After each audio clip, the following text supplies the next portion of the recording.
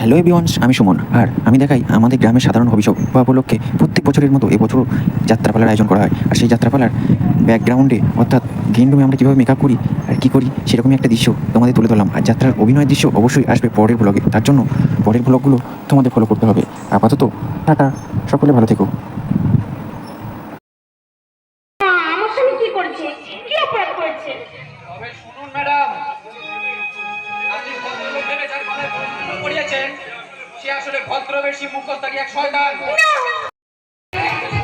ভালো করে ধরবে। আমার এই রাজপুত্রের মতো ভাইটার জন্য গুন্ডা মস্তান হতে পারে, কিন্তু কখনো তারা তাদের টু আর জমান বিক্রি করে না। বসকে আমরা যখন জমা দিচ্ছি তার জন্য আমরা চাল দিয়ে দেবো, কিন্তু বেইমান শাস্তি আমরা পারবো না। কিন্তু কিন্তু কেন? হ্যাঁ?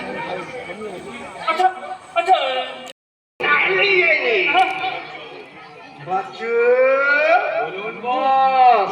উকিলের পাশে সতী, তার মানে এলে পাশে ওলে বউটা যদি না থাকে এলো পূর্ণ হবে না, আর আমার লোভে এলে 16 তলা পূরণ হবে না। তাদেরকে ফাঁসিয়েছে।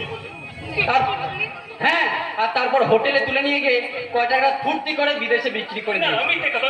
আর আপনার বেলায় এই একই প্ল্যান খাটিয়েছে, আপনাকে কয়েক টাকা ফুর্তি করে বিদেশি বিক্রি করে দেওয়ার প্ল্যান করেছে। না না না না না তুমি বিশ্বাস করো, তুমি শালুক বিশ্বাস করো। ও স্যার স্যার কোনো ষড়যন্ত্র, আমরা খবর পেয়েছি।